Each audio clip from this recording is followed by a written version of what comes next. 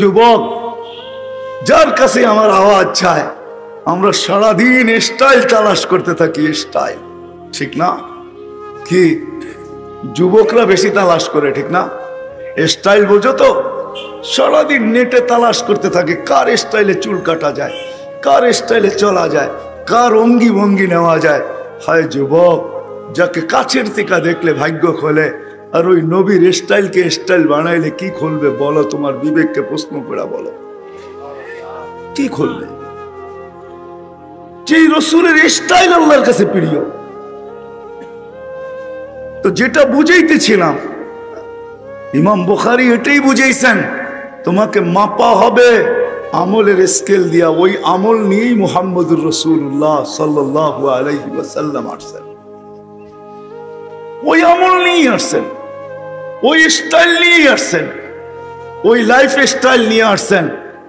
হায় হায়, আজকে যেই সমাজে আমরা বাস করি, আমরা জানি কার ঘরে কতটুকু সুখ আছে। কেন নাই জানেন? রাগ হয়ে যাবেন বলবো? সুখের মূল মন্ত্রই তো জানি না। সুখী তো সবাই হইতে চাই, হ্যাপিও হইতে চাই, আবার জ্ঞানারও হইতে চাই। এই ছোট জীবনটায় 60-70 বছরের জীবনে হ্যাপিও হইতে চাই, আবার জ্ঞানারও হইতে চাই। কিন্তু একদিনও তো আল্লাহকে জিজ্ঞাসা করলাম না, একা একই বসে একদিনও তো ভাবলাম না, জিজ্ঞাসা তো দূরের কথা, ভাবলাম না যে আমি জ্ঞানার হব তো হব কি কইরা, আমার মালিক কি বলে, যিনি আমাকে অস্তিত্ব দিলেন উনি কি বলে, যিনি আমাকে নিয়ে আসতেন উনি কি বলে, আমার জন্য ওনার কি থিওরি। মানুষ থিওরি ছাড়া জ্ঞানার হতে পারে না, এটা আল্লাহর তৈরি।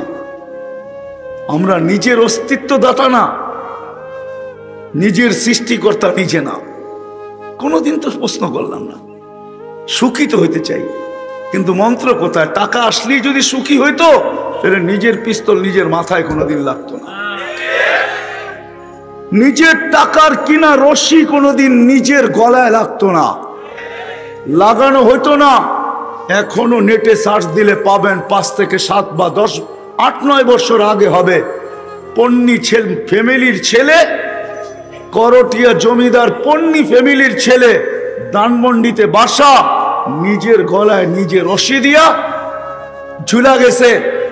যদি উন্নতি মানুষকে সুখ দিতে পারত, তাইলে সুইজারল্যান্ডে সরকারিভাবে কোনোদিন আত্মহত্যা বৈধ হইতো না। সার্চ দেন, এখন দেখেন সুইজারল্যান্ডে আত্মহত্যা সরকারিভাবে বৈধ। বিশ্বাস হয় না? আমি সফর করে বলতেছি, উন্নত বিশ্বে কোনোদিন সুসাইডের মাত্রা এত বেশি হইতো না। আমাদের দেশে সুসাইড বেশি না উন্নত বিশ্বে বেশি? কি বলেন? হ্যাঁ, আমরা কাঁদি বেশি না উন্নত বিশ্বের কান্না বেশি? বিশ্বাস হয় না? এখানে হাজারো কান্না সেভ করা আছে, হাজারো কান্না। এই জন্য যদি উন্নত হইতে চাই, আরে সুখী হইতে চাই বা সফল হইতে চাই, মূল মন্ত্র ছিল যেটা, ওটার থেকে বহুত দূরে। আমি আমার এলাকাবাসীকে বলতেছি, আমাদের সবাইকে বলতেছি, একটা পরিবার থেকে যদি 2টা জিনিস বিদায় নেয়, কারো কোনো পাওয়ার জন্য কোনো চাহিদা নাই। অভিভাবকের কাছে পাওয়ার জন্য কোনো চাহিদা নেই। আমার এই যুবকরা যদি আজকে এইখান থেকে অঙ্গীকার করে ওঠে, হায় আমি অনেক বাবাকে চিনি, যেই বাবাকে যদিও প্রশাসনের কাঠগড়ায় দাঁড় হইতে হয় নাই, বা সে দাঁড় হবেও না, হবেও না, কিন্তু সে সব সময় ভাবে আমি আমার সন্তানকে হত্যা করছি। কেন জানেন? সন্তান মা বাবাকে বাধ্য করছে আমাকে বাইক কিনা দিতে হবে।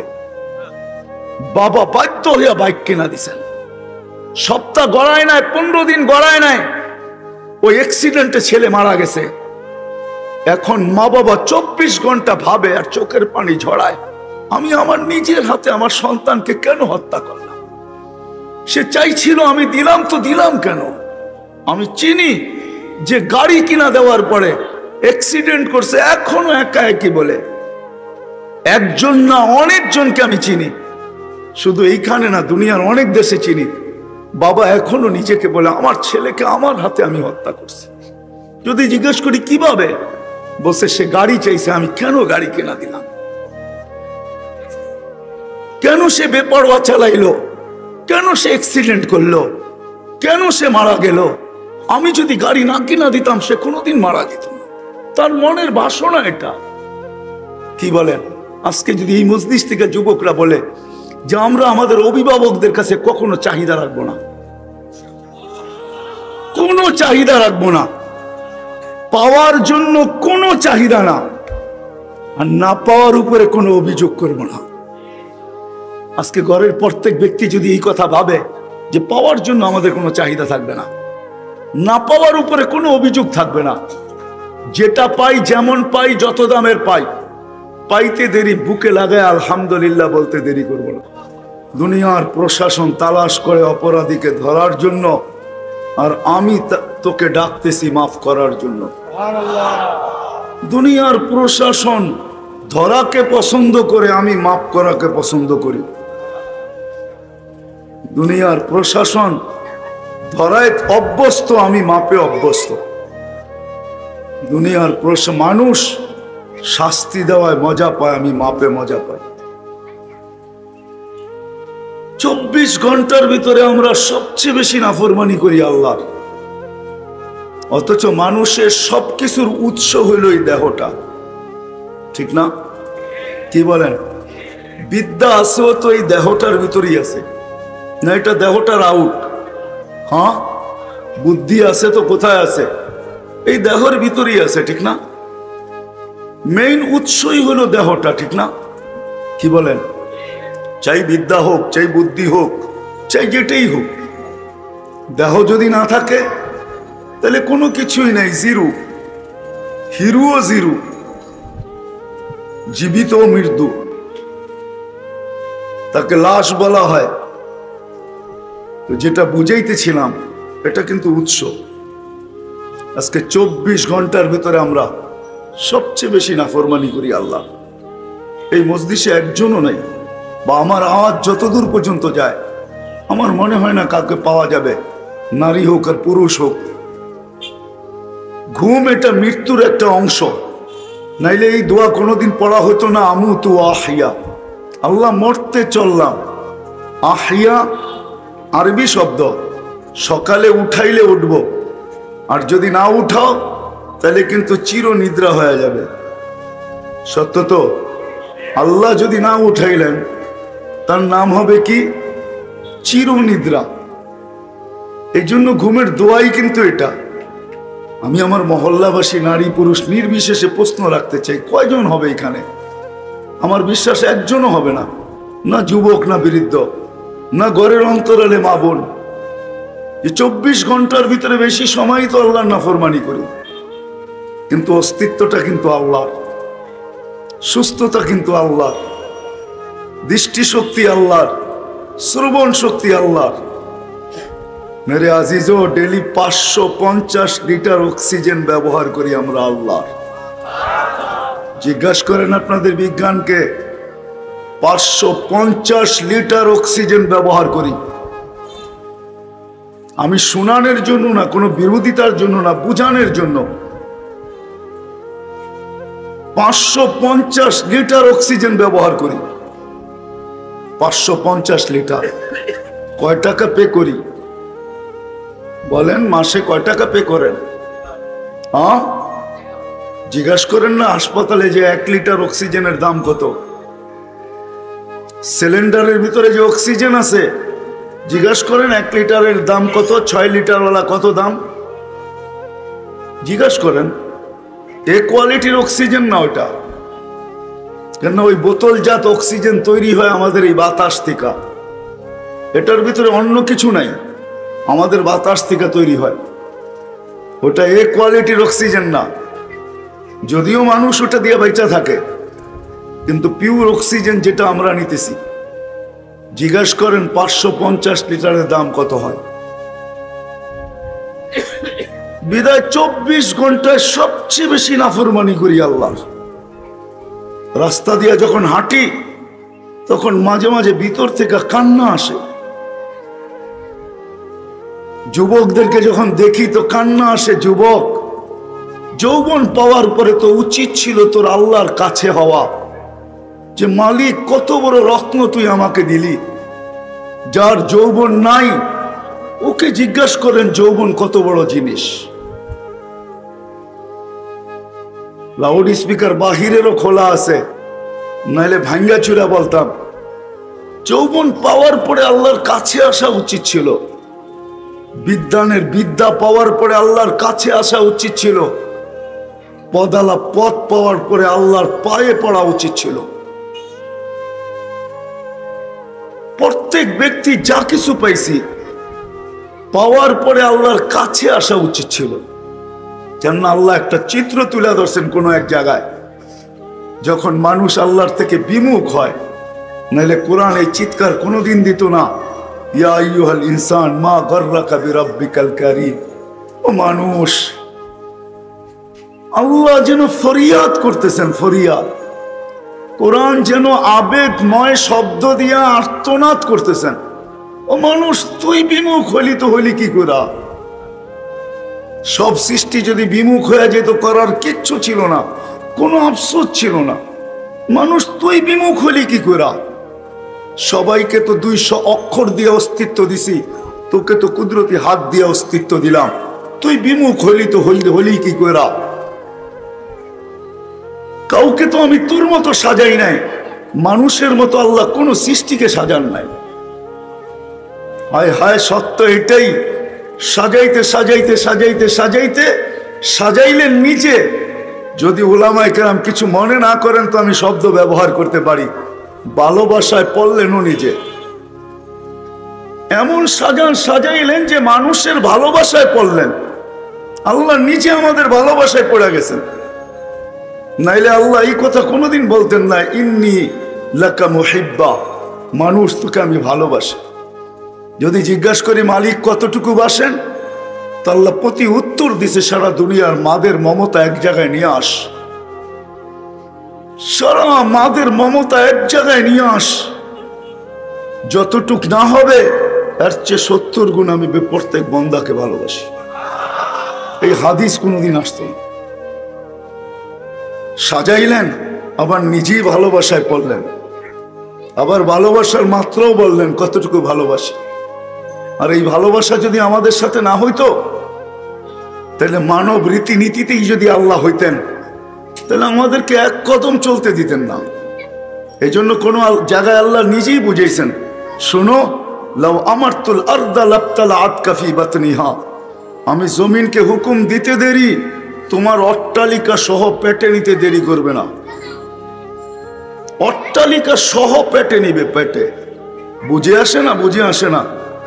সারা জমিনের ভিতরে যদি আল্লাহ 10 নামায় দেয়, কার পাপের ক্ষমতা আছে এই 10কে থামাবে? কি বলেন, 10 বোঝেন? মনে হয় বোঝেন নাই। হ্যাঁ, আমাদের নিচে তো লেয়ারই আছে, পানির লেয়ার না, নাহলে পানি উঠে কোত্থেকে? পানির লেয়ার আছে। জমিনটাকে যদি পানিটাকে সরায়া দেয়, ওই যেই জায়গাটা পানি ভরা আছে, যেই জায়গাটায় ঘেঁষে ভরা আছে, ওটুক 10 নামায় দিলে তো হইলো, আপনার অট্টালিকা কোথায় থাকবে? হায় হায়, মাঝে মাঝে ভাঙ্গন হয় যেই এলাকায়, ওই এলাকায় যায় দেখেন। আমার মনে আছে, বেশি দূরে না, আপনারা ঘোরদোর চেনেন কিনা জানি না, বিক্রমপুরে লৌহজং ঘোরদোর যেদিন ভাঙ্গে, ওই দিন আমি ওইখানে ছিলাম। উপজেলা ভবন 6 তলা বিল্ডিং গুলা আমার চোখের সামনে কোথায় যে হারায় গেল, আর খুঁজে পাওয়া গেল না। আল্লাহ বলে জমিনকে হুকুম দিতে দেরি, তোমার অট্টালিকা সহ তোমাকে পেটে নিতে দেরি করবে না। লাউ আমারতুল বাহরা লাআগরাকাতকা ফি কারিহা, সমুদ্রকে হুকুম দিতে দেরি, তোমাকে তলদেশে নিতে দেরি করবে না। লাউ আমারতুল মালাইকা লাআহলাকাতকা, ফেরেশতাকে হুকুম দিতে দেরি, তোমাদেরকে জায়গায় সাইজ করতে দেরি করবে না। আর প্রতিটা জিনিস আল্লাহ দুনিয়ার বুকে রাখছেন, করতে থাকেন, দেখতে থাকেন, সবগুলো দুনিয়াতে রাখা আছে, সবগুলার দৃষ্টান্ত দুনিয়াতে রাখা আছে। আল্লাহ কতটুকু ভালোবাসেন। আল্লাহ বলে আমি হুকুম দেই না, ভালোবাসার আল্লাহ মাত্রা দেখান যে আমি শুধু হুকুম দেই না। তো আরেক জায়গায় আল্লাহ নিজেই বলেন, যে আমি হুকুম দিলে নিবে তো দূরের কথা, আলা কুল্লা ইয়াউমিন ওয়াল আরদু তাস্তাযিনু রাব্বা, জমিন প্রতিদিন আমার কানে আমাকে বলে মালিক অনুমতি দেন না। কি করবে? আন আবতালিয়া ইবনা ফি আদম ফি বাতনি, আমি মানুষকে পেটে নিতে চাই। আল্লাহ জিজ্ঞাসা করে কেন? বসে 24 ঘন্টা নাফরমানি। হায় আমাদের খিলগাঁও, এক সময়ের খিলগাঁও আর আজকের খিলগাঁও আকাশ জমিন পার্থক্য না? পার্থক্য না? সত্য না? সত্য না? রাগ হয়েন না। রোড দিয়া যখন হাঁটি তো চোখের পানি ভিতরে ঝরে, বাহিরে ঝরে না, দিলটা জ্বলতে থাকে। কেননা সবাই ডাকায় একটা শব্দ আছে, সবার সাথে পাঙ্গা নেওয়া যায়, আল্লাহর সাথে নেওয়া যায় না। আল্লাহকে নারাজ করা চলে না। আল্লাহকে নারাজ করে কেউ টিকতে পারে না, কেউ টিকবেও না। আল্লাহকে নারাজ করা যায় না।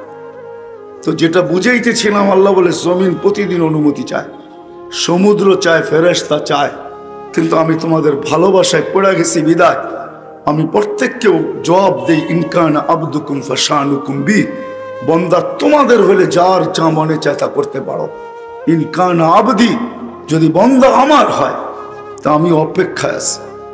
ইন আতানি লাইলান কাবিলতু, রাত্রে যদি ফিরে আসে তাহলে আমি বুকে জড়ায় নিব, দিনে যদি ফিরে আসে তো আমি বুকে জড়ায় নিব। আল্লাহ আরেক জায়গায় বলে মান্না দানি তালাক্কাইতুহু মিন বাঈদ। হায় হায়, কিছু লোক পাওয়া যায় আমাদের দেশে, পাওয়া যায় যারা সর্বক্ষেত্রে কাজ করে, এদেরকে ডাকলো বলে আমি ডিউটিতে আছি। হায়, আমি যদি তাকে প্রশ্ন করি আপনি ডিউটিতে আছেন, আমি মানি, কিন্তু কার দেহটা দিয়ে ডিউটিতে আসেন? এই দেহটা কার দেওয়া? কার? কে দিছে এই দেহটা? ডিউটির উপযুক্ত কে বানাইছে এবং বর্তমানে কে রাখছে? আল্লাহ কি দুর্বল না? পারে না? হায় হায় হায়, কিভাবে বুঝাইলে বুঝবো? তা আল্লাহ বলে আমি অনুমতি দেই না, বরং আমি বলি কানা আবদুকুম ফাশানুকুম বি, বন্দা তোমাদের হলে করতে পারো, কিন্তু আমার হলে খবরদার। এই জন্যই আল্লাহ ভালোবাসার খাতিরে ভালো বেশি বাসেন, মহব্বত বেশি করেন। এই জন্যই কিন্তু প্রতিদিন রাত্রে 5 থেকে 6 ঘন্টা 7 ঘন্টা সময় নিয়া, এটাই ভালোবাসার বিকাশ। যে বন্দা তুই সারাদিন কি করছিস এটা আমার বিষয় না, তুই মরতে চলছিস, ঘুমাইতে চলছিস, আমি কিন্তু চলে আসছি। একজনও পাওয়া যাবে না আমার এলাকায় যে সারা দিন আল্লাহর বিরোধিতা করে, শুধু ঘুমানোর সময় হাত দুটায় উঠায় এই কথা বলে যে মালিক মরতে তো চললাম, সকালে উঠাইলে উঠব, আর যদি না উঠাস তাহলে চিরনিদ্রা হয়ে যাবে। শুনছি তুই নাকি মাফ করার জন্য ডাকিস, আমি সারাদিন তোর ডাকে সাড়া দিতে পারি নাই। মুয়াজ্জিনের ধ্বনি যদিও নাকি আমার কানে আসছে, কিন্তু কর্মব্যস্ততার কারণে আমি সাড়া দিতে পারি নাই। বড় অপরাধ ছিল মালিক, কিন্তু এখন ঘুমাইতে চলছি, মরতে চলছি, সকালবেলা উঠাইলে উঠব, শুনছি তুই ডাকতেছিস মাফ করার জন্য, বিদায় আমিও হাত উঠায়া দিলাম, আমিও হাত উঠায়া দিলাম। মালিক আমি হাত উঠাইলাম, দেখিস, যেটাকে তওবা বলে, আমি তওবার জন্য হাত উঠায়া দিলাম। কি বলেন? একজনও কি পাওয়া যাবে আমাদের ভিতরে? অন্তরালে দূরে যারা আছে তাদের কথা বাদই দিলাম, ডাইনে সামনে যারা আমরা আছি, একজন কি হাত উঠাইতে পারবেন যে বয়স্ক হোক আর যুবক হোক, যে আমি প্রতিদিন ঘুমের সময় কমসে কম সারাদিন যা করি আর না করি, সারাদিন যেইভাবে চলি আর না চলি, শুধু ঘুমানোর সময় আমি হাত দুটা উঠায় বলি। ঢাকার মানুষ তো, শহরের মানুষ তো 11টার আগে কেউ ঘুমায় না। বহুত লোক তো এমনও পাওয়া যাবে যে ঘুমায় গেছে কিন্তু টেলিভিশন চালু আছে, সকালে ঘুমের থেকে উঠে নিজের জিহ্বায় নিজে কামড় দিতেছে আর বলতেছে আহা কখন ঘুমায় গেলাম, টেলিভিশনটা তো চালুই রয়ে গেল। কত যুবকও তো পাওয়া যাবে সারা রাত্র নেট ঘাটতে ঘাটতে চোখ কখন বন্ধ হয়ে গেছে, চালু মোবাইল বুকের উপরে পড়ে আছে, সকালবেলা উঠা দেখে চালুই আছে। চালু থাকতে থাকতে সারা দিনের জন্য, সারা সপ্তাহের জন্য যে নেট কিনা ছিল ওটা এক রাত্রের ভিতরে বেনিশ হইয়া বিদায় সীমান্তে যে পচা গেছে। আর একটু থাকলে পুরাটাই শেষ হয়ে যেত, এমন কি হয় না? কিন্তু প্রশ্ন আমার, একজন কি আমরা আছি যে ঘুমের আগে আমি হাত দুটা উঠে এই কথা বলবো যে মালিক সারাদিন যা করছি করছি, কিন্তু ঘুমের আগে তোর সাথে আমি সন্ধি করতে চাই, তোর সাথে সম্পর্ক ঠিক করতে চাই, তোর সামনে আমি হাত জোড় করতে চাই, তোর সামনে আমি তওবা করতে চাই। জানি না আমি ঘুম থেকে উঠবো কি উঠবো না। সারা রাত্রে যারা ঘুমায়, শত না হাজারো মানুষ এই দুনিয়ার বুকে পাওয়া যাবে যারা ঘুমের ঘরে চলে গেছে, ঘরের লোকও জানে না সে চলে গেছে। জানতেও 2-4-5 ঘন্টা সময় লাগে। যখন দেখে আর ওঠে না, তখন সজাগ করার জন্য যখন গায়ে হাত রাখে, তখন দেখে চলে গেছে। না ঘটে না? হ্যাঁ, সত্য তো। বিদা আমি আসল কথায় চলে আসছি। আমাদের পূর্বে যারা ছিল ওরাও আজকে দুনিয়াতে নাই, আমরাও একদিন থাকবো না, আমরাও চলে যাব। কিন্তু বাবার বিষয়, চলে তো যাব, কার কাছে যাব? যিনি নিয়ে আসছেন ওনার কাছেই যাব। কত বাইপাস হওয়ার সুযোগ নাই, নাইলে কবির এই ছন্দ কোনোদিন হতো না। যদিও নাকি পালাও তুমি আকাশেতে লাগিয়ে সিঁড়ি, আকাশেতে সিঁড়ি লাগায়া পালাইলেও চলবে না। এই জন্য আল্লাহ মানুষকে বুঝাইতে চেষ্টা করছেন, আইনাল মাফার, তুমি ভাগবে তো ভাগবে কোথায়? ইল্লা বিসুলতান, আমার রাজত্বের বাহিরে? তো বলছে কখনো না, যেখানে যাবে ওইখানেই আমার রাজত্ব। আরেকটা কথা বুঝাইতে চাইছেন আল্লাহ, হুয়া মা কুম আইনা মা কুনতুম, যেখানে যাবে ওইখানে আমি সঙ্গে থাকবো। আল্লাহকে যদি জিজ্ঞাসা করি আপনার আমার মাঝে দূরত্ব কতটুকু হবে, তা আল্লাহ বলে আকরাবু মিন হাবলিল ওয়ারিদ, তোমার রগের চেয়েও কাছে থেকে তোমার সঙ্গে থাকবো। বিদায় ফাঁকি দেওয়া যাবে না, চলে যেতে হবে। বাবার বিষয় হলো, দুনিয়ায় আমরা মানুষকে হাজারো ভাবে মূল্যায়ন করি, হাজারো পন্থা আছে। মানুষকে মূল্যায়নের হাজারো পন্থা আছে, হাজারো পদ্ধতি আছে, হাজারো বিধি আছে, হাজারো বিধান আছে। হাজারো ভাবে আমরা মানুষকে মূল্যায়ন করি। কিন্তু আমার প্রশ্ন হলো, আমরা যে চলে যাব, আল্লাহ আমাদেরকে মূল্যায়ন করবেন তো কোন জিনিসের মাধ্যমে করবেন? প্রথম হলো এটা বাবার বিষয়, যে মালিক আমাকে কিভাবে মূল্যায়ন করবেন। আমি দুনিয়ার মূল্যায়নের কথা বলতেছি না। দুনিয়ায় আপনি কত বড় সেলিব্রিটি এটা আমার বিষয় না, আপনি কত বড় সিঙ্গার এটা আমার বিষয় না, এটা আমার বিষয় না। আপনি কত বড় অ্যাঙ্কার এটা আমার বিষয় না। দুনিয়ায় কত বড় ব্যক্তিত্ব এটা আমার বিষয় না, এটা আমার আলোচনারও বিষয় না, না ভাবার বিষয় না, আলোচনার বিষয়। কসম খোদার, দুনিয়ার কোনো বস্তু নিয়ে ভাবা আমাদের বিষয় না, বিশেষ করে আমার বিষয় না। কে কি ভাবে আমি জানি না, আমার এটা বিষয় না। আমার বিষয় হলো আপনাদেরকে বোঝানো যে আমরা চলে যাব। আমার সৃষ্টিকর্তা মালিক, যিনি আমাকে এত সুন্দরভাবে সাজাইলেন, কেন আমার হাতে সময় কম, এই জন্য আমি লম্বা করতে পারবো না, বড় সময় কম। আপনাদের এইখানের পরে আমাকে আরেক জায়গায় পাড়ি জমাইতে হবে রাত্রেই। পকেটে আমার টিকিট রাখা আছে, এই জন্য সময় লম্বা দিতে পারবো না।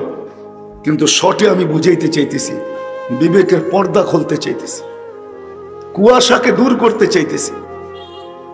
মাথার ভিতরে যে জিনিস আছে, যেটা আল্লাহই বুঝাইছেন, ইবনা আদম লা তাফরাহ বিদুনিয়া ইকা, দুনিয়ার নিশা যেটা আমাদের মাথায় ঢুকে গেছে, আমি ওইটাকে একটু সরাইতে চাইতেছি। যুবক যৌবন পাওয়ার পরে যেই ভাব তার ভিতরে চলে আসছে, ওই ভাবের দরজাটাকে আমি সরাইতে চাইতেছি। এই জন্যই বুঝাইতে চাইতেছি। আর এই জন্য চাইতেছি আমি বাংলাদেশের এখন সর্ব জায়গায় যাই। কেউ ভাবতে পারে যে আপনি এই রাস্তায় কেন আসলেন, আপনি তো এই রাস্তার লোক ছিলেন না।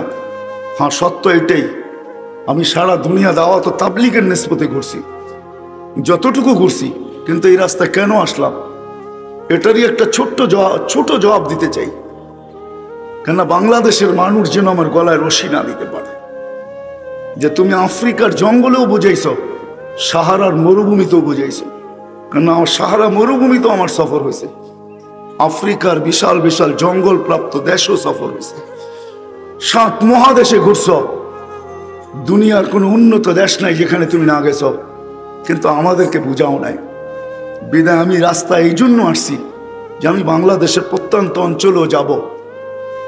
এক ময়দানে আমি মানুষকে বুঝাইছি, কিন্তু ওইখানে এতগুলা মানুষ, এতগুলা চেহারা, এরকম শ্রেণীর লোক ওইখানে পাই নাই, একটা বিশেষ সম্প্রদায়কে পাইছি। বিদায় আজকে আমি চাই বাংলাদেশের মানুষ যেন কিয়ামতের দিন আমার গলায় রশি না দিতে পারে, যুবক যেন রশি না দিতে পারে। এই জন্য ওর পায়ে হাত রেখে আমি বুঝাইতে রাজি। কোন মা বোন যেন আমাকে কিয়ামতের দিন আমার বিরুদ্ধে কমপ্লেইন না করতে পারে। এই জন্য আমার বুঝানোর ভঙ্গি ভিন্ন, আমার কথার স্টাইলই ভিন্ন। রাগ হয় না, কেউ অহংকারী মনে করেন না, এই জন্য আমি নামছি, নাহলে এটা আমার রাস্তা ছিল না। বিদা আমি আমার এলাকার মানুষকে, যদিও সবসময় কথা পৌঁছানো সম্ভব হয় না, এরকম পরিবেশও হয় না, শোনানোও যায় না, আমি সবার পায়ে হাত রেখা বলবো, আসেন না একটু ভাবি যে আল্লাহ আমাদেরকে নিয়ে আসলেন, এত সুন্দর করে সাজাইলেন, এত সুন্দর করে সাজাইলেন। আমি তো মাঝে মাঝে বলি, মানুষের চেয়ে আল্লাহর বড় কোনো ম্যাজিক নাই। আল্লাহ ম্যাজিশিয়ান, আল্লাহ সবচেয়ে বড় ম্যাজিক হইলা যুবক তুমি।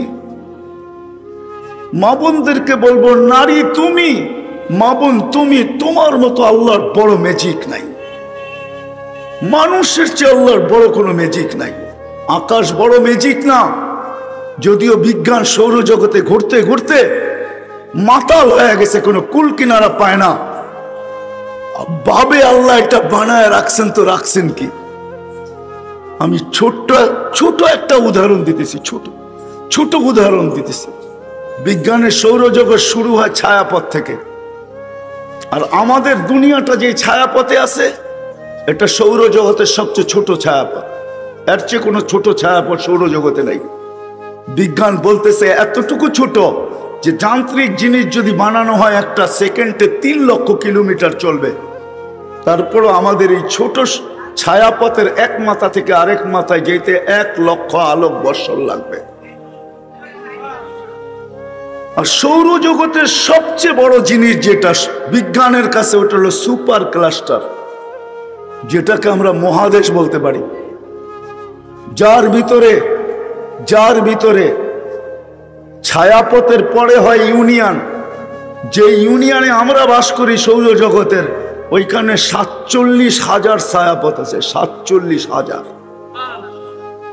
আমাদের ছায়াপথের ভিতরে একটা সূর্য না, 30 কোটি সূর্য আছে, 30 কোটি। আপনাদের বিজ্ঞানকে জিজ্ঞাসা করেন, আমি কোরআন বলতেছি না, আমি বিজ্ঞান বলতেছি।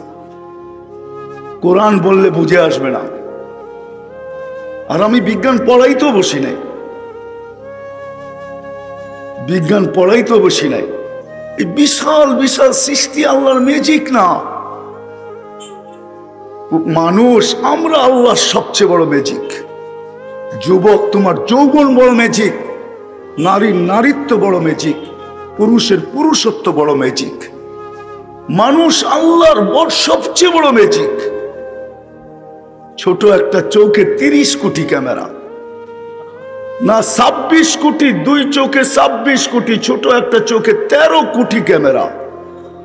যদি বালুর কণা সমান একটা ক্যামেরা হয়, 13 কোটি বালুর কণা একত্রিত করেন, দেখেন কত বড় হয়। এর চেয়ে বড় ম্যাজিক পাবেন তো পাবেন কি? তারপরও দেখার কোনো উপাদান নাই এখানে। ক্যামেরা আছে বটে, কিন্তু দেখার মতো কোনো উপাদান নাই। আল্লাহ দেখায় তো ম্যাজিক দিয়া দেখায়, যেটাকে কুদরত বলে, ম্যাজিক। আপনি ম্যাজিকের মাধ্যমে দেখেন, শোনার কোনো উপাদান নাই। আপনি শোনেন তো ম্যাজিকের মাধ্যমে শোনেন। আমি বলি, বলার কোনো উপাদান নাই, এটা ম্যাজিকের মাধ্যমে বলি। যেটাকে কুদরতকে আমি ম্যাজিক বললাম, আমরা ম্যাজিকের মাধ্যমে বলি। মানুষ সবচেয়ে বড় আল্লাহর ম্যাজিক। সাজাইছেন, নিজেই ভালোবাসায় পড়া গেছেন, সবকিছু মানুষকে উঠায়া দিছেন। ওই কথায় আবারও ফিরতে হয় আমাকে, সবকিছু পাওয়ার পরে হারায়া যাওয়া উচিত ছিল না, যেটা আল্লাহ নিজেই আক্ষেপের সাথে বলেন। তোকে বিমুখ করলো তো কেল্লো কে, আমা কুনতা মা আন মাহিনা মা গাররাকা আন্নি। তোকে আমার থেকে বিমুখ করলো তো করলো কে, আমা কুনতা মা আম মাহিনা।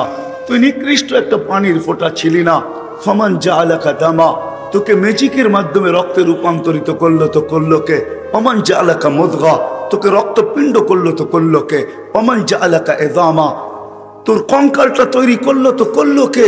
অমান কাসা আলাইহি লাহমা, এত সুন্দরভাবে নিখুঁতভাবে গোশত আর চামড়ার আবরণ চড়াইলো তো চড়াইলো কে। যে গোশত আর চামড়ার আবরণ দেখা তুই বিষের বোতল পান করতে দ্বিধা করলি না। মনে হয় বুঝাইতে পারি নাই, যুবক মনে হয় বোঝে নাই। যে চামড়ার গোশত আর চামড়া দেখা তুই বিষের বোতল পান করতে দ্বিধা করলি না। তুই নিজের ওড়না গলায় লাগায় ঝুলতে দেরি করলি না, দ্বিধা করলি না। একটা গোশতের চেয়ে গোশত আর চামড়ার আবরণই তো ছিল। আল্লাহ বলে এত সুন্দর করে কে সাজাইলো। আমা কুনতা সাগীরা, তুই কি ছোট ছিলি না। ফামান কাব্বারাক, তোকে বড় করলো তো করলো কে। আমা কুনতা যায়ীফা, তুই দুর্বল ছিলি না। ফামান কাওয়াকা, তোকে শক্তিশালী সুঠামত্ব দিল কে। যুবক, রাস্তায় ভাব নিয়ে চলো, তাই না? তোমার পায়ে হাত রেখা বলি, এই যৌবন তোমাকে দিল তো দিল কে? কেন দেওয়া হয়েছিল? তোমাকে বাবার জন্য দেওয়া হয়েছিল, যে আমি তো মালিকের কাছে ফিরবো। কিন্তু কোন চেহারা নিয়ে ফিরবো? কোন চেহারা নিয়ে আমি মালিকের কাছে ফিরবো? কোন জিনিস নিয়ে আমি ফিরবো? কোন জিনিসের মাধ্যমে আমি মালিকের কাছে মূল্যায়িত হব, মালিকের কাছে আমি দামি হব? ফিরতে তো হবেই, এতে কোনো সন্দেহ নাই। আর এটাই সত্য, কাম্মিন সাব সাবাকা কাইলাল মউত, কত যুবকই তো যৌবন সহ কবরের কোলে শায়িত আছে না? নাই? কবির কথাই তো সত্য, জমি খা গই নাও জোয়া कैसे कैसे। কত যুবককে তো জমিন ভেনিশ করে দিল। সত্য এটাই। এই জন্য আল্লাহ বলে তুমি দুর্বল ছিল, সুঠামত্ব কে দিল? কুনতা জাহিলা ফাআল্লামতুক, তুমি আজকে বড় বলো আমি বড় এডুকেটেড, আমি মানি তুমি এডুকেটেড। কিন্তু যদি এডুকেটেডই হইতাম, আমি যদি শিক্ষিতই হইতাম, আল্লাহর কাছে হওয়া উচিত ছিল। বিদ্যা মানুষকে কখনো আল্লাহ থেকে দূরে করে না, দূরে হওয়া উচিত না। আল্লাহ বলে কুনতা জাহিলা ফাআল্লামতুক, তুমি তো অজ্ঞ ছিলে, তোমাকে এডুকেটেড কে বানাইলো? রাগ হয় না, পায়ে হাত রেখা বলি, শিক্ষিত মানুষগুলা যে কেন হারাইলো আমি বুঝলাম না। আমি সারা দিন ভাবি, কিন্তু কোনো সলিউশন পাই না। শিক্ষিত মানুষগুলো কেন হারাইলো? ও তো ওর ঘরেও দেখে দুধের শিশু কোন বিদ্যাবিহীন মার পেটের থেকে আসে, দিন যাইতে থাকে, আল্লাহ তাকে শিক্ষা দিতে থাকে, দিতে দিতে দিতে দিতে দিতে দিতে একদিন বিদ্যা সাগরও রূপান্তরিত করে, সে বিদ্যা সাগরে রূপান্তরিত হয়। উচিত ছিল মালিকের কাছে হওয়া, সে মালিক থেকে দূরে হইল তো হইল কি করে? এই প্রযুক্তি আপনি আমাকে লজিক দিয়ে আপনি আমাকে বুঝাবেন, তো বুঝাবেন কিভাবে বলেন? আল্লাহ বলে তুই দূরে হইলি তো হইলি কি করে? কুনতা মিসকিনা, তুই অসহায় ছিলি, তুই স্বয়ং সম্পূর্ণ। তোকে কে করলো? কে করলো বলেন? কোন প্রযুক্তি স্বয়ং সম্পূর্ণ করছে?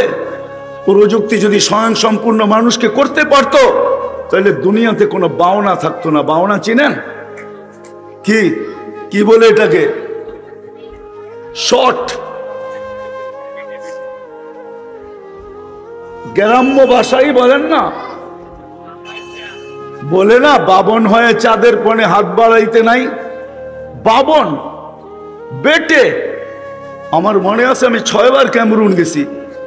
250 কিলোমিটার একটা এরিয়া আছে জঙ্গলে, যেখানে 1.5 হাইতা মানুষ বাস করে। 1.5 হাইতা, 1.5 হাত হবে, আমার চেয়ে বেশি না। আমি 6 বারই ওদেরকে দেখছি।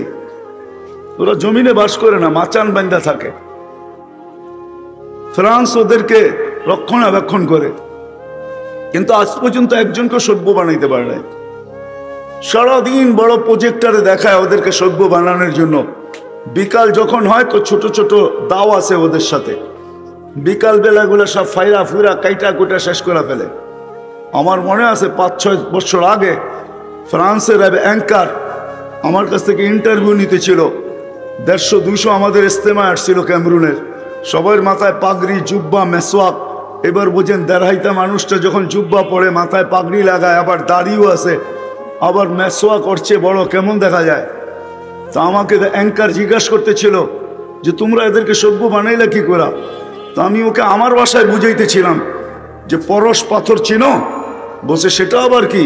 তা আমি বললাম যে শোনো, আমাদের প্রবাদ বাক্যে আছে পরশ পাথর, যেটা লোহায় লাগাইলে সোনা হয়ে যায়। তো বলে তোমার কাছ থেকে নতুন শুনলাম।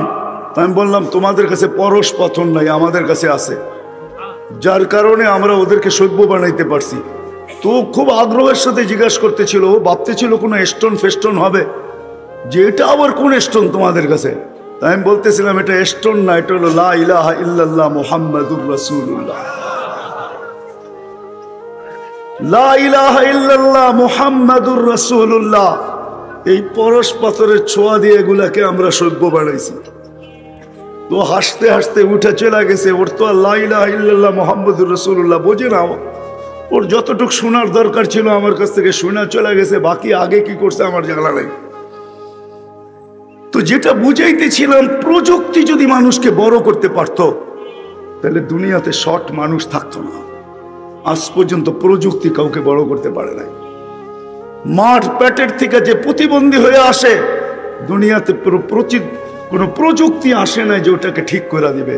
আমি আঙ্গুল দিয়ে দেখাইতে চাই না আপনাকে, আমি বাংলাদেশে বহুতকে দেখাইতে পারি যারা মার পেটের থেকে প্রতিবন্ধী হয়ে আসছে, টাকার পাহাড় আছে, শুধু পাহাড় না, টাকা দিলে পাহাড় পর্যন্ত দোষা যেতে পারে, কিন্তু ওই প্রযুক্তির মাধ্যমে ওই প্রতিবন্ধতা দূর করার কোনো এখন পর্যন্ত প্রযুক্তি আসে না, কিয়ামতের সকাল পর্যন্ত আসবে না। বিশ্বাস হয়? আপনাকে পূর্ণতা দিল তো দিল কে? আল্লাহ এই জন্যই অভিযোগ করে, মা গাররাকা বিরাব্বিকাল কারীম, মানুষ তোকে আমার থেকে বিমুখ কে করবে। এই জন্য আসেন, প্রথম ভাবনা আমার যেটা আপনাদেরকে দিতে চাই, বাবা উচিত, সবাই চলে গেছে, আমরাও যাব, কিন্তু কিনিয়া গেলে মালিকের কাছে পরিচিত হব। যুবক, কিনিয়া গেলে মালিক আমাকে চিনবে। দুনিয়ায় পরিচয় পরিচিতির হাজারো পন্থা আছে, এটা আমি মানি, আমি বিরোধিতা করতেছি না। কাঠ দিয়া কাঠ পিটায়ও পরিচিত হওয়া যায়। যুবকরা বুঝবে কাঠ দিয়া কাঠ পিটানো, বুড়ারা বুঝবে না। কাঠ দিয়া কাঠ পিটানো বোঝেন? হ্যাঁ, ক্রিকেটের ব্যাটটাও কাঠের, বলটাও কাঠের, ওটার উপরে চামড়া পেঁচানো থাকে। এতটুকু বুঝেন না যে আমি কিছু বুঝি না? ওটাও কাঠের, ওটার উপরে চামড়া লাগানো থাকে, চামড়া দিয়ে ওটা দিয়ে পিঠেও সারা দুনিয়ায় প্রসিদ্ধ হওয়া যায়, পরিচিত হওয়া যায়। আমার প্রশ্ন এটা না, বা ব্যঙ্গও করতে চাই না, আমি বুঝানোর জন্য নিয়ে আসতে চাই। আমি আমার সমাজের যুবকের ব্রেন ওয়াশ করতে চাই, আবার অন্যদিকেও নিতে চাই না। আমি তো আমার মালিকের পাগল বানাইতে চাই, আমি তো আমার রসুলের আশিক বানাইতে চাই, আমি তো যুবকের যৌবনের মূল্যায়ন দিতে চাই। যুবক বুঝুক তার দাম কত, নারী বুঝুক নারীত্বের দাম কত। সারা জগতে একজন পুরুষ আছে যে 8 জান্নাতের 8 দরজা দিয়ে যাওয়ার অধিকার রাখে। একজন পুরুষ, পুরুষ জগতে একজন পুরুষ, দ্বিতীয় কোনো পুরুষ নেই। সে হলো আবু বকর সিদ্দিক রাদিয়াল্লাহু তাআলা আনহু।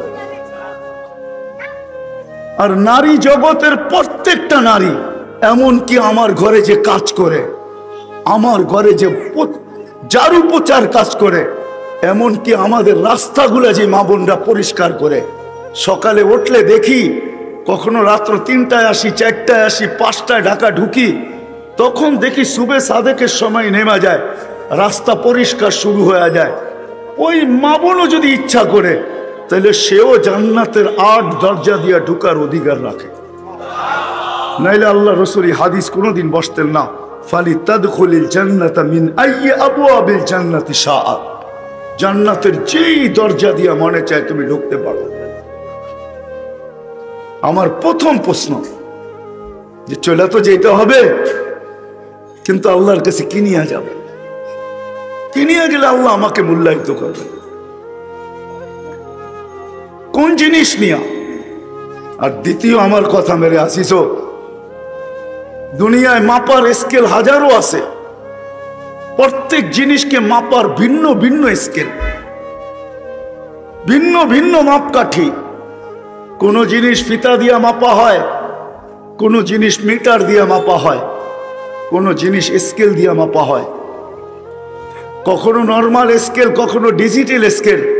আমাদের তালতলা মার্কেটে চলে যায়, এখানে সোনার দোকান আছে, যা দেখবেন ওদের কাছেও স্কেল আছে, কিন্তু সমস্ত স্কেলের মতো ওদের স্কেলগুলা ওপেন না, চতুর্দিকে কাঁচ দিয়ে আবদ্ধ করা, আবার সামনের গেটটাও কাঁচ দিয়ে আবদ্ধ করা।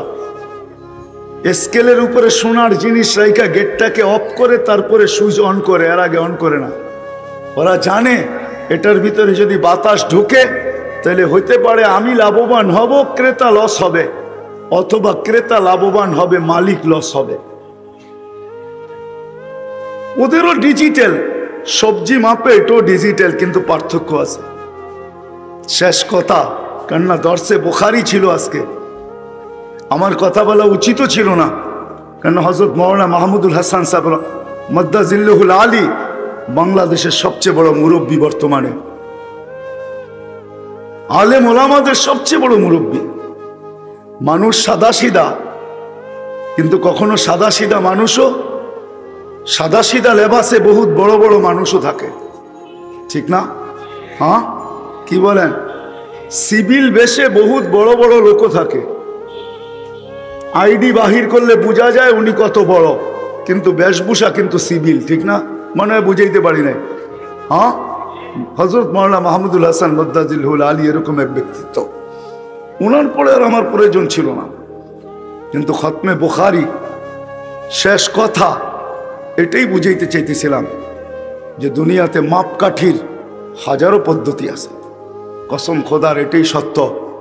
আপনি আর আমি যেই সোসাইটিতে বাস করি না কেন, যতটুকুই দুনিয়ার পজিশন থাকুক না কেন, উপর থেকে উপর পজিশন হইতে পারে, সারা দুনিয়ায় আপনি আর আমি একক ব্যক্তিত্বের মালিকও হইতে পারি, কিন্তু যে আল্লাহ আপনাকে আমাকে অস্তিত্ব দিছেন, যে আল্লাহ আপনাকে আমাকে সাজাইছেন, ওই আল্লাহর কাছে মাপকাঠি একটাই, দ্বিতীয় কোনো মাপকাঠি নাই। আল্লাহ আপনাকে আমাকে আমলের স্কেল দিয়া মাপবে। ওই স্কেল কোনো নর্মাল স্কেল না, ওটা হইল শুধু ডিজিটাল না, সুপার ডিজিটাল স্কেল দিয়ে আল্লাহ মাপবে। সুপার, কোরআন এটাই বুঝাইতে চাইছে, ওয়ানাযাউ মাওয়াজিনাল কিসতা লিয়াউমিল কিয়ামা। ও মানুষ, আসতেছে দিন, তুই হাজারো ভাবে মাপিস, হাজারো ভাবে মাপিস। আমরা কিন্তু একজন আরেকজনকে মাপি, হ্যাঁ হ্যাঁ, সবাই সবাইকে মাপে, কিন্তু মাপার মাপকাঠি সবার কাছে ভিন্ন ভিন্ন। আল্লাহর কাছে মাপকাঠি একটাই। আপনি আর আমি দুনিয়ার একক ব্যক্তিত্বের মালিক হই, আর যেই কোনো সোসাইটিতেই থাকি না কেন, যেই কোনো দেশেই থাকি না কেন, যত বড় পদের মালিকই হই না কেন, যেই কোনো পেশায় পেশাজীবী হই না কেন, গরিব থেকে গরিব হই না কেন, ধনী থেকে ধনী হই না কেন, কসম খোদার, যুবক হোক আর নারী হোক, আল্লাহ আমাদের সবাইকে আমলের স্কেল দিয়া মাপবে, আমলের স্কেল। এই জন্য ইমাম বুখারীর প্রথম হাদিসও আমলের, শেষ হাদিসও আমলের। প্রথমটা শুরু করছেন ইন্নামাল আমালু বিন্নিয়াত থেকে, শেষ হাদিসের তো আমলের কথাই বুঝাইছেন, কিন্তু মধ্যখানে এতটুকু মানুষকে বুঝাইতে চেষ্টা করছেন, মানুষ আজকে তোমাকে যেই কোনো পাল্লায় মাপা হোক তাতে কিছু আসে যায় না। তোমাকে আজকে দুনিয়াওয়ালারা কোন পাল্লায় মাপে এটা আমাদের বিষয় না। আল্লাহ যেন চিৎকার দিয়া বুঝাইতে চাইতেছেন, এটা আমার বিষয় না, তোমাকে আমি মাপবো আমলের পাল্লা দিয়া। আর তোমাদের মতো ডিজিটাল পাল্লা হবে না, ওটা সুপার ডিজিটাল পাল্লা হবে।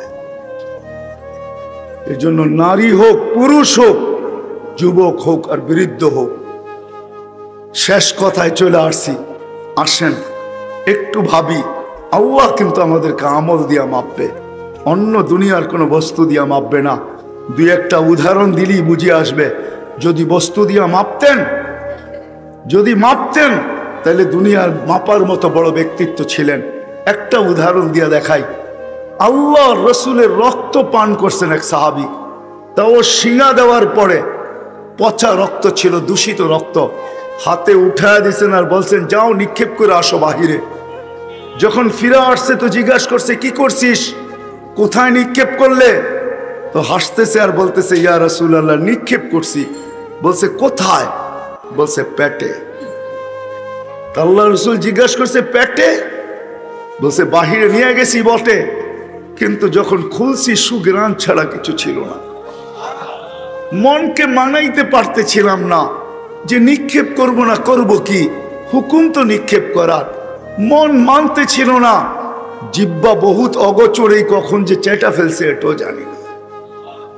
আল্লাহ রসুল বলতেছে জাহান্নাম, তোর শরীর জাহান্নামের উপরে হারাম।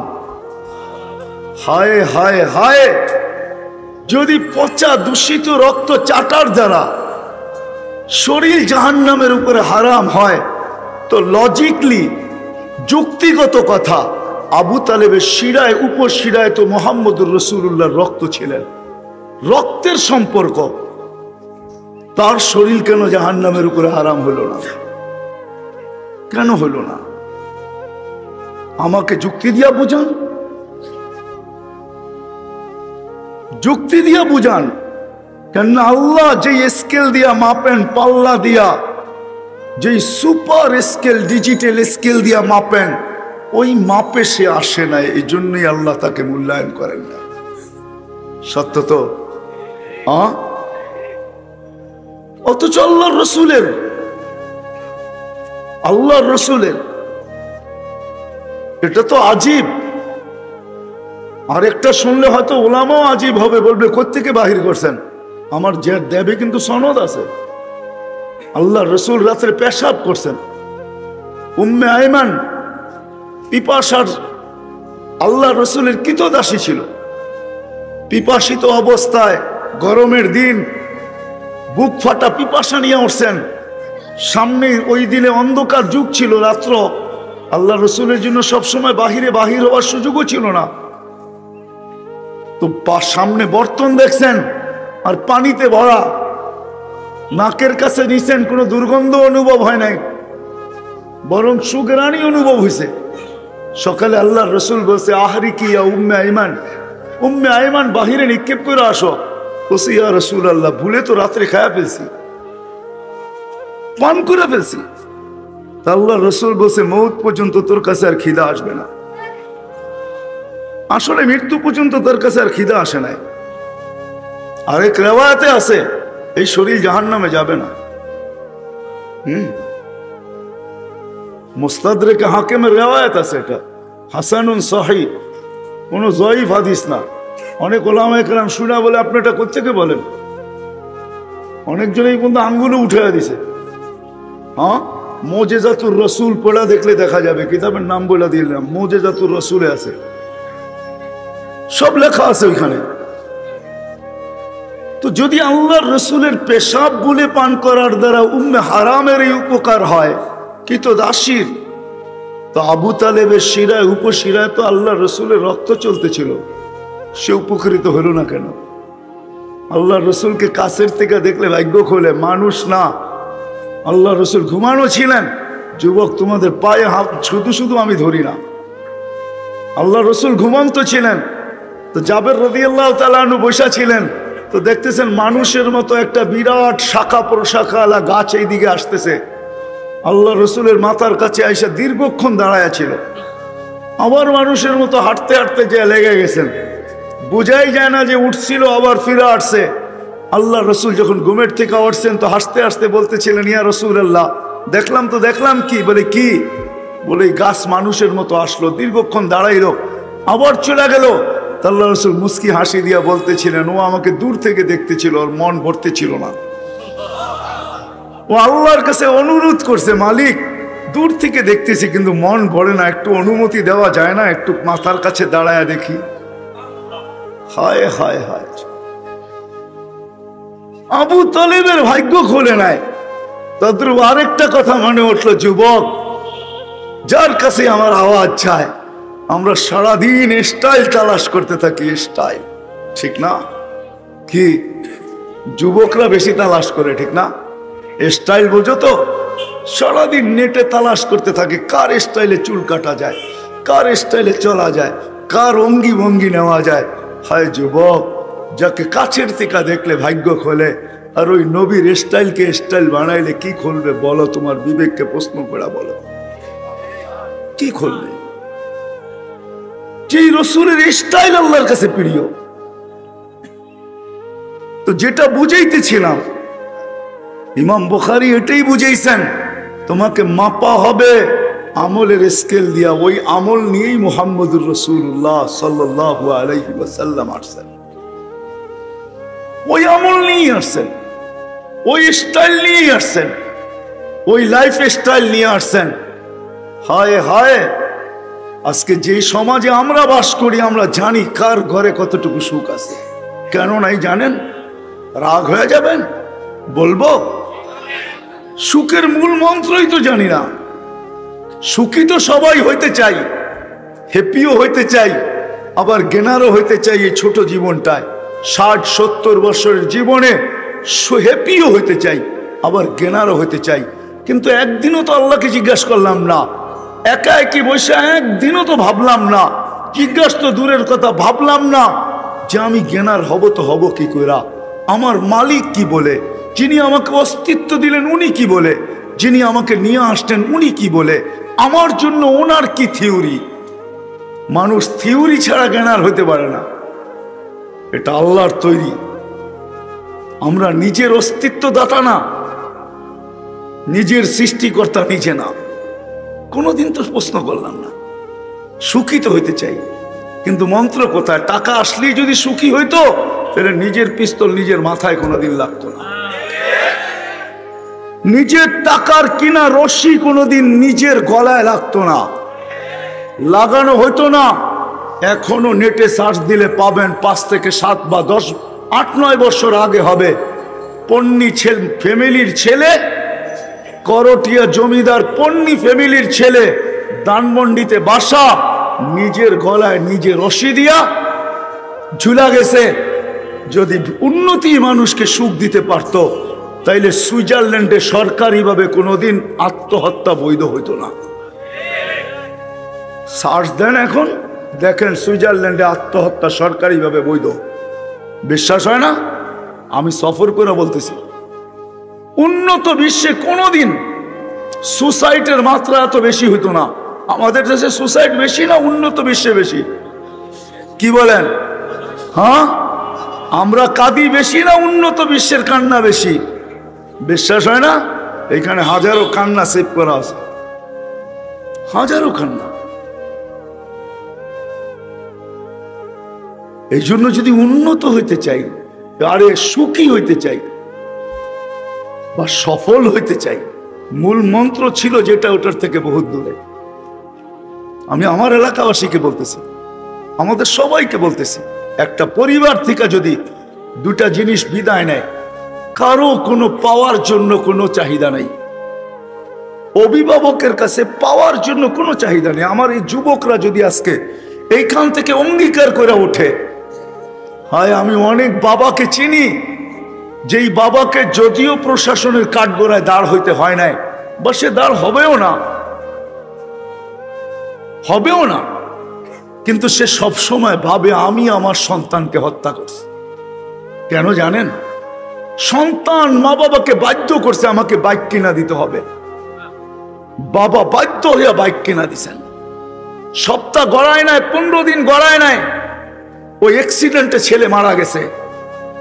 এখন মা বাবা 24 ঘন্টা ভাবে আর চোখের পানি ঝরায়, আমি আমার নিজের হাতে আমার সন্তানকে কেন হত্যা করলাম?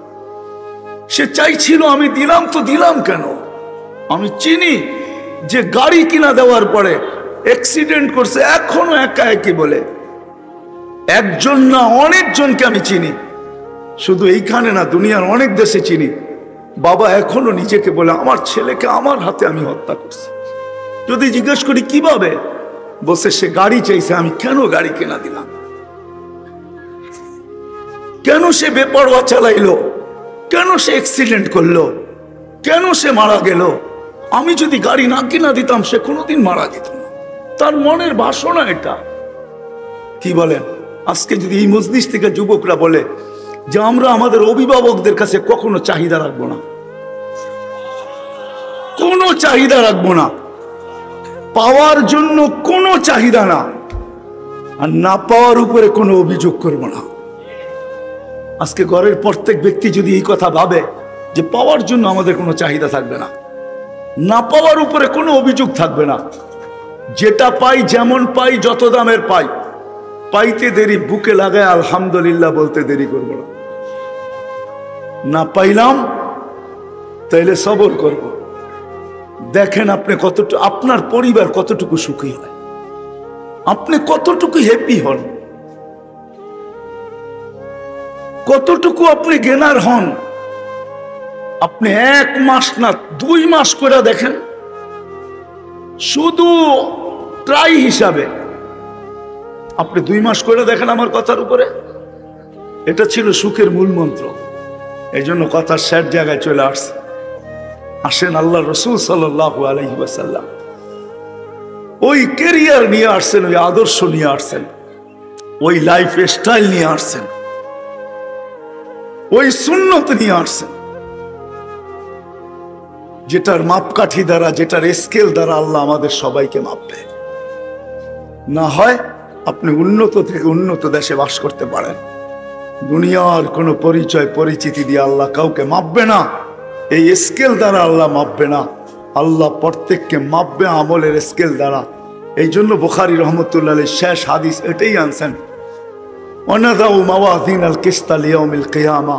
ও বিবেকমান মানুষগুলা, ও বুদ্ধিমান মানুষগুলা, ও চিন্তাশীল মানুষগুলা, ও শিক্ষিত মানুষগুলা, যাকে আমি কুদরতি হাতে তৈরি করলাম, যাকে আমি সাজানোর মতো সাজাইলাম, যার ভালোবাসে আমি নিজে পড়লাম, শোনো, কান খোলা শোনো, তোমাকে কিন্তু কিয়ামতের দিন আমি আমলের স্কেল দিয়া মাপব।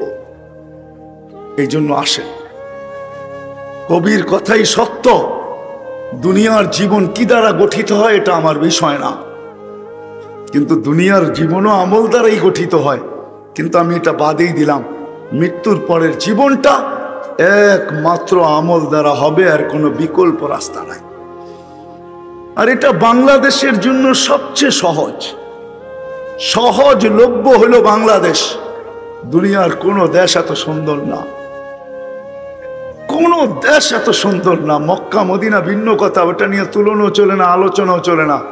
আমি যতটুকু ঘুরে দেখছি, বাংলাদেশের মতো সুন্দর কোনো দেশ নাই, বাংলাদেশের মানুষের মতো সুন্দর কোনো মানুষ নাই, এই মাটির চেয়ে সুন্দর কোনো মাটি নাই, এই দেশের পরিবেশের চেয়ে সুন্দর কোনো পরিবেশ দুনিয়ার কোনো দেশে নেই। কেননা এই দেশ হলো মসজিদ মাদ্রাসার পরিবেশের দেশ। এই জন্য আমি বলে থাকি যে এই দেশের মাটির সাথে আমার মনে হয়, আমার মন বলে, মক্কা মদিনা আবারও বলতেছি ভিন্ন, সারা দুনিয়ার চেয়ে এই দেশের মাটির সাথে আল্লাহর ভালোবাসা সবচেয়ে বেশি। আল্লাহর ভালোবাসা সবচেয়ে বেশি। কারণ এটাই, এই দেশে আজ পর্যন্ত স্বাধীন হওয়ার থেকে নিয়ে আজ পর্যন্ত এই দেশে যত দুর্যোগের কথা বলা হয়েছে, কোনো দুর্যোগ এই দেশে আসে নাই। চাই সেটা বিলবুল রূপে হোক, চাই সেটা নার্গিস রূপে হোক, চাই সেটা সিডর রূপে হোক, চাই সেটা শতবারের ভূমিকম্পের রূপে হোক, কোনো দুর্যোগ এই দেশে আসে নাই। বিপর্যয় ঘটে নাই, দুর্যোগ আসছে, বিপর্যয় ঘটে নাই। আলহামদুলিল্লাহ, গত 2 বৎসরে দুনিয়ার উন্নত থেকে উন্নত দেশ এই কথা দেখাইতে পারবে না, একদিনের জন্য কেউ দেখাইতে পারবে না যে আমাদের দেশে মৃত্যুর সংখ্যা 0-র কোটায় ছিল। কিন্তু বাংলাদেশ টানা 2 সপ্তাহ দেখাইছেন, একজনও মারা যায় না ডিসেম্বরে। হ্যাঁ আলহামদুলিল্লাহ। আমি তো আজকে গেলে বলে আসছি বুখারী খতমের ভিতরে যে আমাদের দেশের মতো বরকত দুনিয়ার কোনো দেশে নেই। 100 টাকা দিয়ে এখনো পেট ভরে খাওয়া যায় না, যায় না? হ্যাঁ, এমনও জায়গা আছে ভাত ডাল যত খাইতে পারেন, শুধু তরকারির দাম 100 টাকা, ভাত ডাল ফ্রি না, নাই? হ্যাঁ হ্যাঁ, $1 সাম সেন্ট হয়, 90 টাকা ডলার, আর 10 টাকায় আর কত পয়সা পাবেন ডলারের? হ্যাঁ, দুনিয়ার কোনো দেশ নাই $1 দিয়ে আপনি পেট বুড়া খাবেন। আমেরিকা তো একটা পানি কিনতে হাফ লিটার কিনতে গেলেও $1 বেশি দিতে হয়। এত বরকতময় দেশ দুনিয়ার কোথাও দেখিনি আমি, এত বরকত আলহামদুলিল্লাহ। হ্যাঁ কি বলেন? হ্যাঁ হুজুররা কয় টাকা বেতন পায় বলুক না, সভাপতি সাহেব এখানে আছে। আমাদের কমিশনার সাহেব তো মাদ্রাসার সাথে পড়ছেনও মাদ্রাসায়, আমরা তো অনেক আগের থেকে চিনি, যদিও পুরা পড়েন নাই কিন্তু হাতের খড়ি তো মাদ্রাসার থেকে। বলুক কয় টাকা বেতন পায়, কিন্তু এদের জামার কালার দেখেন আপনার জামার চেয়ে অনেক চকচকা। যেই কয় টাকা পায় ওইটা কয় টাকার ভিতরে আল্লাহ এত বরকত দিচ্ছেন যেটা বলে শেষ করা যায় না। আমাদের সাধারণ চাকরিজীবীরা কয় টাকা পায়? আলহামদুলিল্লাহ বরকত আছে না নাই? হ্যাঁ আরেকটা কথা বললে কে কি মনে করবেন জানি না, বরকত আছে বিদায়ী তো, বরকত আছে বিদায়ী। ছোট একটা দেশ, এত জনসংখ্যা, তারপরও মাঝে মাঝে অনেক রাস্তাঘাট দিয়ে চললে মনে হয় না আপনাকে চোখ বন্ধ করে মামায় নিয়ে ছেড়ে দিব রাত্রে, আপনি বুঝবেনই না যে এটা মামায় দাঁড়ায় আছেন। হাইওয়ের ভিতরে ছেড়ে দিব আপনাকে, আপনি মনে করবেন ইউরোপের কোনো দেশে দাঁড়ায় আছেন। আমি বলবো এটাও বরকতের ছোঁয়া, এটাও বরকতের ছোঁয়া, এটাও বরকতের একটা অংশ। তো আমাদের দেশে পরিবেশের কারণে, দিনই পরিবেশ, এই করোনা লগ্নে রাত্র বাজতে চলছে 11টা, কত 11:30, পড়া 11:26। দুনিয়ার কোনো দেশে পাবেন না। অমিক্রন দুনিয়ার থেকে উঠা যায় নাই, যদিও 21 তারিখ পর্যন্ত প্রজ্ঞাপন ছিল, 22 তারিখ থেকে শিথিলতা আসছে, যার কারণে হয়তো আমরা এখানে অনুমতি পাইছি, নাহলে আমাদেরকে মসজিদের ভিতরে করতে হইতো, ঠিক না? হ্যাঁ আলহামদুলিল্লাহ সুম্মা আলহামদুলিল্লাহ। এই পরিবেশ দুনিয়ার কোনো দেশে নেই আলহামদুলিল্লাহ। আমাদের দেশে মাদ্রাসা, মসজিদ, আলেম ওলামা, হক্কানি আল্লাহ ওয়ালা। এই জন্য আমল শিখা, যেটার দ্বারা আল্লাহ তুলবে, আমাদের জন্য শিখা বড় সহজ। এই জন্য আমি 4টা কথা বলবো। আসেন বাস্তবিকই যদি নিজেকে ওই আমলের পাল্লায়, যে ডিজিটাল পাল্লা, সুপার ডিজিটাল পাল্লা বা মিটার বা স্কেল যেটা দিয়ে আল্লাহ মাপবেন, যদি ওটাকে আমাকে পুরা করতে চাই, যে আমি পুরা ওটাতে আসতে চাই, আমার যেন কোনো কম না হয়, আমি যেন পুরা হই, কমসে কম আমার 2 দিকের ব্যালেন্স ঠিক থাকে, কোনো দিকেরটা নাজুক হোক, সমান যেন হয়, যেটাকে কি বলে জানি, ড্র হয়। এটাও যদি আমি চাই, তাহলে আমাদেরকে আজকের থেকে 4টা কাজ করতে হবে। 1 নম্বর, আমাদেরকে নিজেদেরকে মসজিদের সাথে সংযুক্ত করতে হবে। রাজি? হ্যাঁ পাক্কা ওয়াদা কিন্তু। হ্যাঁ নামান মসজিদের সাথেও যদি না পারি, তাহলে যেইখানে নামাজের ওয়াক্ত হবে ওইখানেই আমি দাঁড়ায় যাব, এটা তো পারবো। হ্যাঁ দ্বিতীয় হলো আমরা দ্বীনি মাদারেসের সাথে নিজেদের সম্পর্ক জড়ব। আপনার কাছ থেকে আমি সাহায্য চাই না, আপনি শুধু সম্পর্ক করার জন্য যখনই সুযোগ হয় একটু হাইটা চলে আসবেন, একটু দেখা চলে আসবেন, একটু মহব্বতের সাথে যাবেন, 1-2 নজর দিয়ে চলে আসবেন। কেউ যদি জিজ্ঞাসা করে কেন আসছেন, বলে ভালো লাগে তো এই জন্য একটু দেখতে চলে আসছে, এতটুকু তো পারবেন। আপনি সাহায্যের দরকার নাই, আপনি এটা চিন্তা করেন না আমরা সাহায্য করলেই হবে নাহলে হবে না, না না না, আপনি জানেন না আল্লাহ তো আল্লাহ, আল্লাহ তো। তৃতীয় হলো হক্কানি আলেমদের সাথে আমরা আমাদের সম্পর্ক জড়ব, উঠা বসা চলা ফিরা কথাবার্তা, এমনকি খাওয়া লাওয়া, কখনো ওদেরটা খাবো, কখনো ওদেরকে খাওয়া নিয়ে খাওয়াবো, ভালো সম্পর্ক করব, ঠিক আছে? হ্যাঁ আর চতুর্থ হলো আল্লাহ ওয়ালাদের সাথে আমাদের সম্পর্ক করব। এই 4টা কাজ করব তো পাক্কা ওয়াদা। আল্লাহ আমাদেরকে আমল করার তৌফিক দান করেন। ওমা আলাইনা ইল্লাল বালাগ।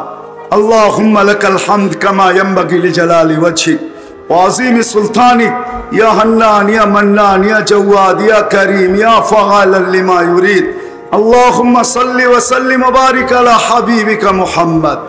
আল্লাহুম্মা সাল্লি ওয়া সাল্লিম ওয়া বারিক আলা হাবিবিকা মুহাম্মদ। আল্লাহুম্মা সাল্লি ওয়া সাল্লিম ওয়া বারিক আলা হাবিবিকা মুহাম্মদ। আল্লাহ বলার পর্ব ছিল শেষ, শোনার পর্ব ছিল শেষ, এখন ভিক্ষার পর্ব চলতেছে। ওই সময়, যেই সময় আপনি প্রথম আকাশে, ওই জায়গা যেটা ফেরেশতা দ্বারা বেষ্টিত, ওই জায়গা যেটা রহমত দ্বারা ঢাকা, ওই জায়গা যেখানে শান্তি নাজেল হইতেছে, আয় আল্লাহ ওই সময়, যেই সময় আপনি মাফ করার জন্য আহ্বান করতেছেন, ওদেরকে নিয়া যাদের ভিতরে আলেম ওলামাও আছে, তোলাবাও আছে, সাদা দাড়িওয়ালাও আছে, কাঁচা দাড়িওয়ালাও আছে, যুবকও আছে, সর্ব ধরনের লোক, এমনকি মা বোনরা পর্দার অন্তরালে আছে, সবাইকে নিয়ে হাত তুলছি মালিক।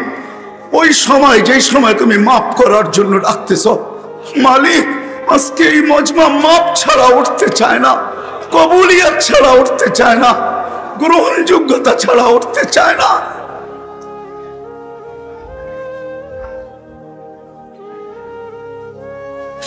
গ্রহণযোগ্যতা ছাড়া উঠতে চায় না। আপনার হাবিবের উম্মত আজকে মাপ ছাড়া উঠতে চায় না। বুখারী খতমের পরে মালিক, কোরআনের খতমের পরে মালিক, আমরা হাত তুলছি, আজকে আমরা খালি হাতে উঠতে চাই না। এই মজমাকে কবুল করেন, আয়োজকদেরকে কবুল করেন, আয়োজনকারীদেরকে কবুল করেন, সহযোগিতাকারীদেরকে কবুল করেন, সাহায্যকারীদেরকে কবুল করেন, শ্রোতাদেরকে কবুল করেন, বক্তাদেরকে কবুল করেন, পুরা এলাকাকে কবুল করেন, পুরা উম্মতকে কবুল করেন। আল্লাহ আমি এই এলাকারই বাসিন্দা, হায় আল্লাহ আপনি আমার এলাকার নারী পুরুষদেরকে কবুল করেন, এদের গুনাহকে মাফ করা দেন। আমি এদের পক্ষ থেকে মাফ চাইতেছি, আল্লাহ এদেরকে আপনি মাফ করা দেন মালিক, এদেরকে আপনি মাফ করা দেন। হায় আল্লাহ আজকে মাফ ছাড়া উঠতে চাই না মালিক। যার যে পেরেশানি আছে দূর করা দেন, প্রয়োজন আছে মিটায়া দেন, অসুস্থ আছে সুস্থতা দেন, সুস্থ আছে সর্ব ধরনের রোগ থেকে হেফাজত করেন। আল্লাহ জটিল রোগ আমাদেরকে দিয়েন না, হার্টের দিয়েন না, কিডনির দিয়েন না, লিভারের দিয়েন না, ব্রেন স্ট্রোকের দিয়েন না, আয় আল্লাহ ডায়াবেটিসের, ক্যান্সারের দিয়েন না। কাউকে দিয়া থাকলে কুদরত দিয়া শেফা দিয়া দেন। আয় আল্লাহ করোনার থেকে আমাদেরকে সুরক্ষিত করেন, আমাদের দেশকে চিরতরে করোনা মুক্ত করেন। হায় আল্লাহ বেশক তুমি পারবে। হায় আল্লাহ এরকম দেশ তো দুনিয়ার কোথাও নাই। হায় আল্লাহ আমাদের অনেক ভাই দোয়া চাইছেন, বিশেষ করে আমাদের কমিশনার সাহেব দোয়া চাইছেন ওনার আব্বার জন্য, ওনার আত্মীয় স্বজনের জন্য। আল্লাহ আমি ওনার জন্য আপনার কাছে বলবো, হায় আল্লাহ, হায় আল্লাহ মানুষকে আপনি যা কিছু দিছেন আপনাকে পাওয়ার জন্যই তো দিছেন। আল্লাহ ওনাকে যে স্থানে নিয়ে আসছেন এটাকে যেন আপনার পাওয়ার কাজেই ব্যবহার করতে পারে, এটার মাধ্যমে যেন আপনাকে পাইতে পারে, এটার মাধ্যমে যেন আপনাকে কাছে করতে পারে, এটার মাধ্যমে যেন আপনার নৈকট্য হাসিল করতে পারে। কিয়ামতের দিন এটাই যেন জান্নাতে যাওয়ার কারণ হয়ে যায়। আল্লাহ আরো বেশি বেশি জনসেবা করার তৌফিক নসিব করেন। আল্লাহ আমাদের দেশকে আপনি হেফাজত করেন, আমাদের দেশকে আপনি রক্ষা করেন, আসমানি জমিনি বালার থেকে হেফাজত করেন, সমস্ত দুর্যোগ থেকে হেফাজত করেন, সর্ব ধরনের আল্লাহ দুর্যোগ থেকে আমাদের দেশকে হেফাজত করেন। আয় আল্লাহ, আল্লাহ আমাদের দেশকে, পরিবেশকে কিয়ামত পর্যন্ত আপনি টিকায় রাখেন, দায়েম রাখেন, কায়েম রাখেন। আয় আল্লাহ বিপর্যয়ের থেকে আমাদের দেশকে আপনি হেফাজত করেন। আল্লাহ যা চাইতে পারলাম তাও দেন, যা চাইতে পারলাম না তাও দেন। আল্লাহ যত মুর্দে খান কবরে চলে গেছে সবাইকে মাফ করে দেন। বিশেষ করে আল্লাহ এই এলাকার থেকে যারা কবরে চলে গেছে, আমরা অনেককে চিনি ছোটবেলার থেকে, যাদেরকে দেখে আসতেছিলাম। হায় আল্লাহ যাদের কারণে এই এলাকার শত শত মানুষ আল্লাহকে চিনছে, আল্লাহ রসুলকে চিনছে। হায় আল্লাহ আমি কয়জনের নাম বলবো?